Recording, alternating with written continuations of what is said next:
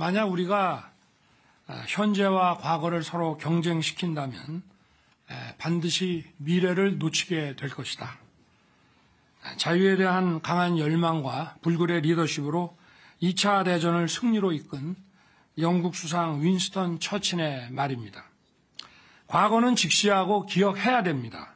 그러나 과거에 발목이 잡혀서는 안 됩니다. 그동안 한일 관계는 악화 일로를 걸어왔습니다. 양국 정부 간 대화가 단절되었고 한일 관계는 파국 일보 직전에서 방치되었습니다. 2011년 12월 마지막 한일 정상회담이 열린 뒤 2015년 위안부 합의로 일본 정부가 2016년 출연한 화해치유재단도 불과 2년 만에 해체되었습니다.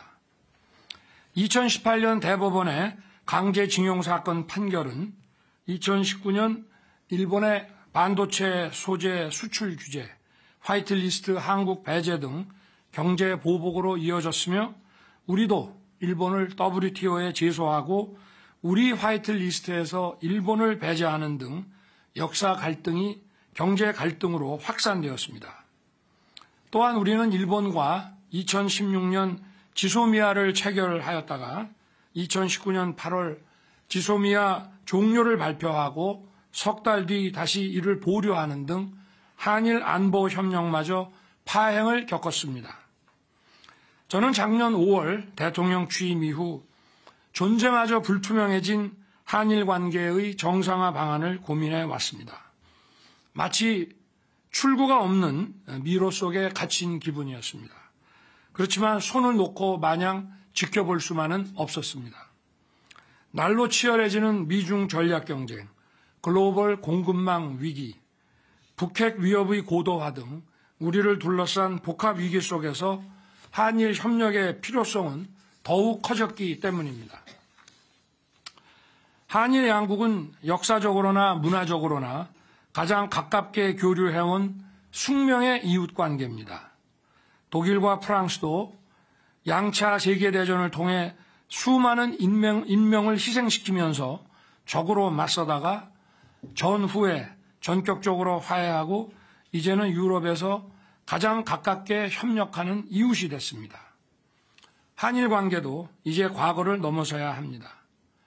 친구 관계에서 서먹서먹한 일이 생기더라도 관계를 단절하지 않고 계속 만나 소통하고 얘기하면 오해가 풀리고 관계가 복원되듯이 한일 관계도 마찬가지입니다. 때로는 이견이 생기더라도 한일 양국은 자주 만나 소통하면서 문제를 해결하고 협력 방안을 찾아 나가야 합니다. 한일 관계는 한쪽이 더 얻으면 다른 쪽이 그만큼 더 잃는 제로섬의 관계가 아닙니다. 한일 관계는 함께 노력해서 함께 더 많이 얻는 윈윈 관계가 될 수 있고 또 반드시 그렇게 되어야 합니다. 하지만 전임 정부는 수렁에 빠진 한일 관계를 그대로 방치했습니다. 그 여파로 양국 국민과 제1동포들이 피해를 입고 양국의 경제와 안보는 깊은 반목에 빠지고 말았습니다. 저 역시 눈앞에 정치적 이익을 위한 편한 길을 선택해서 역대 최악의 한일 관계를 방치하는 대통령이 될 수도 있었습니다. 하지만 작금의 엄중한 국제 정세를 뒤로하고 저마저 적대적 민족주의와 반일 감정을 자극해 국내 정치에 활용하려 한다면 대통령으로서의 책무를 져버리는 것이라고 생각했습니다. 이번 방일에 대해 우선 한일 양국의 경제계가 적극 환영하면서 그간 위축된 양국 경제 교류가 재개될 것이라는 기대감을 가지기 시작했습니다.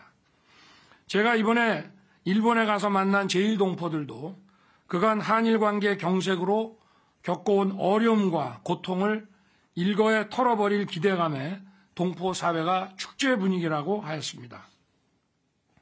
저는 우리 정부가 이제 올바른 방향으로 나아가고 있다고 확신합니다.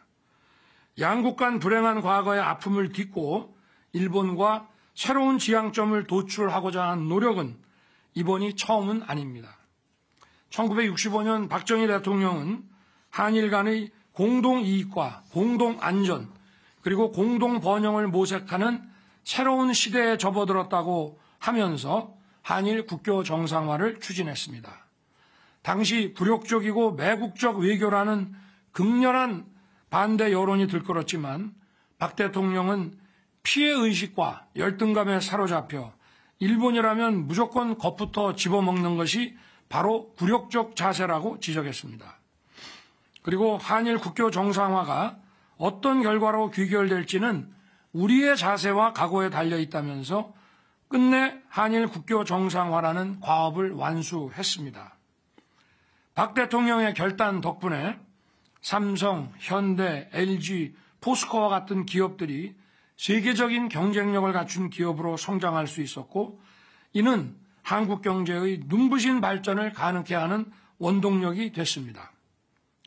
그 후 부침을 거듭하던 한일 관계의 새로운 지평을 연 것은 1998년 김대중 대통령이었습니다. 김 대통령은 오부치 일본 총리와의 정상회담을 통해 21세기 새로운 한일 파트너십을 선언했습니다. 김대중 대통령은 일본 방문 연설에서 역사적으로 한국과 일본의 관계가 불행했던 것은 일본이 한국을 침략한 7년간과 식민지배 35년간이었다고 하면서 50년도 안 되는 불행한 역사 때문에 1500년에 걸친 교류와 협력의 역사를 무의미하게 만드는 것은 참으로 어리석은 일이라고 얘기했습니다.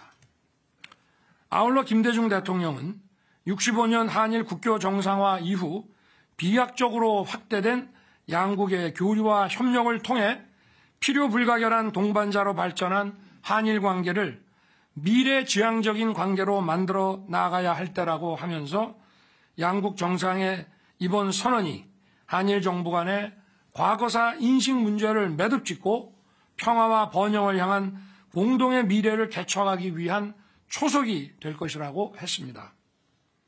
1965년의 한일 기본조약과 한일 청구권 협정은 한국 정부가 국민의 개인 청구권을 일괄 대리해 일본의 지원금을 수령한다고 되어 있습니다. 이 같은 기조 아래 역대 정부는 강제징용 피해자분들의 아픔을 치유하고 합당한 보상이 이루어질 수 있도록 노력해 왔습니다.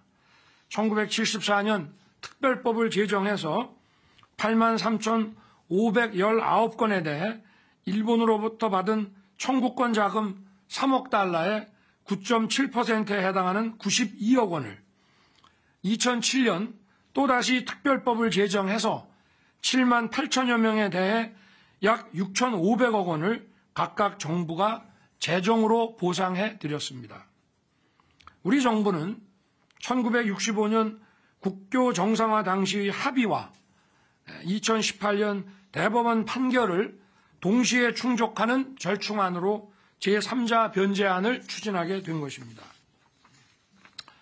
앞으로 정부는 강제징용 피해자분들과 유족의 아픔이 치유될 수 있도록 최선을 다할 것입니다. 우리 사회에는 배타적 민족주의와 반일을 외치면서 정치적 이득을 취하려는 세력이 엄연히 존재해야 합니다. 일본은 이미 수십 차례에 걸쳐 우리에게 과거사 문제에 대해 반성과 사과를 표한 바 있습니다. 이 중 가장 대표적인 것이 일본이 한국 식민 지배를 따로 특정해서 통절한 반성과 마음으로부터의 사과 표명을 한 1998년 김대중 오부치 선언과 2010년 간 나오토 담화입니다. 이번 한일 회담에서 일본 정부는 김대중 오부치 선언을 비롯해 역사 인식에 대한 자신들의 역대 정부의 입장을 전체적으로 계승하겠다는 입장을 분명히 밝혔습니다. 중국 총리 저우언라이는 1972년 일본과 발표한 국교 정상화 베이징 공동성명에서 중일 양국 인민의 우호를 위해 일본에 대한 전쟁 배상 요구를 포기한다고 하였습니다. 중국인 30여만 명이 희생된 1937년 난징 대학살의 기억을 잊어서가 아닐 것입니다. 당시 저우언라이 총리는 전쟁 책임은 일부 군국주의 세력에게 있으므로 이들과 일반 국민을 구별해야 한다. 때문에 일반 일본 국민에게 부담을 지어서는 안 되며 더욱이 차세대에게 배상 책임의 고통을 부과하고 싶지 않다고 했습니다. 국민 여러분, 이제는 일본을 당당하고 자신 있게 대해야 합니다. 세계로 뻗어나가 최고의 기술과 경쟁력을 발산하고 우리의 디지털 역량과 문화 소프트 파워를 뽐내며 일본과도 협력하고 선의의 경쟁을 펴야 합니다. 이제 한일 양국 정부는 각자 자신을 돌아보면서 한일 관계의 정상화와 발전을 가로막는 걸림돌을 각자 스스로 제거해 나가는 노력을 기울여야 합니다. 한국이 선제적으로 걸림돌을 제거해 나간다면 분명 일본도 호응해 올 것입니다. 저는 이번 1박 2일 방일 중 기시다 총리와 내각을 비롯해서 정계 조야 주요 인사들과 경제계 주요 기업인들을 다수 만났습니다. 모두 양국 관계 개선에 따라 안보, 경제, 문화 등 다양한 분야에서 협력의 시너지가 매우 클 것이라고 기대하고 있었습니다. 야당도 기시다 내각의 한일 관계 개선을 적극 지원하겠다고 약속했습니다. 개요 대학에서 만난 미래 세대인 학생들에게서도 한일 관계 개선에 대한 기대에 부푼 모습을 보았습니다. 12년 만에 이루어진 이번 방일 정상회담에서 저와 기시다 총리는 그간 얼어붙은 양국 관계로 인해 양국 국민들이 직간접적으로 피해를 입었다는 점에 공감하고 한일 관계를 조속히 회복시켜 나가기로 했습니다. 또한 한국과 일본은 자유, 인권, 법치의 보편적 가치를 공유하고 안보, 경제, 글로벌 어젠더에서 공동의 이익을 추구하는 가장 가까운 이웃이자 협력해야 할 파트너라는 것을 확인했습니다. 양국의 미래를 함께 준비하자는 국민적 공감대에 따라 안보, 경제, 문화 등 다양한 분야에서 협력을 증진시키기 위한 논의를 더욱 가속화할 것입니다. 이를 위해 외교, 경제 당국 간 전략 대화를 비롯해서 양국의 공동 이익을 논의하는 정부 간 협의체들을 조속히 복원할 것이며 NSC 차원의 한일 경제안보 대화도 곧 출범할 것입니다. 우리 대통령실과 일본 총리실 간의 경제안보 대화는 핵심 기술 협력과 공급망 등 주요 이슈에서 한일 양국의 공동 이익을 증진하고 협력을 강화하는 계기가 될 것입니다. 또한 한일 경제계가 함께 조성하기로 한 한일 미래 파트너십 기금은 양국 미래 세대의 상호 교류를 활성화하는 데 중요한 가교 역할을 할 것입니다. 이번에 일본은 반도체 관련 3개 소재 부품 수출 규제 조치를 해제하고 한국은 WTO 제소를 철회하기로 발표했습니다. 그리고 상호 화이트리스트의 신속한 원상 회복을 위해 긴밀한 대화를 이어나가기로 했습니다. 저는 선제적으로 우리 측의 일본에 대한 화이트리스트 복원을 위해 필요한 법적 절차에 착수하도록 오늘 산업부 장관에게 지시할 것입니다. 한일 관계의 개선은 우선 반도체 등 첨단 산업 분야에서 한국 기업의 뛰어난 제조 기술과 일본 기업의 소재 부품 장비 경쟁력이 연계되어 안정적인 공급망을 구축하게 될 것입니다. 양국 기업 간 공급망 협력이 가시화되면 용인에 조성될 예정인 반도체 클러스터에 일본의 기술력 있는 반도체 소부장 업체들을 대거 유치함으로써 세계 최고의 반도체 첨단 혁신 기지를 이룰 수 있습니다. 한국과 일본은 세계 1, 2위 LNG 수입 국가입니다. 양국이 자원 무기화에 공동 대응한다면 에너지 안보와 가격 안정에 크게 기여할 것입니다. LNG 분야 협력이 심화되면 일본 기업들로부터 LNG 선박 수주도 증가할 것이고 미래 친환경 선박, 수소 환원 제철 등에 대한 공동 R&D 프로젝트를 확대 추진함으로써 2050 탄소 중립 이행 등 기후변화에도 함께 대응할 수 있습니다.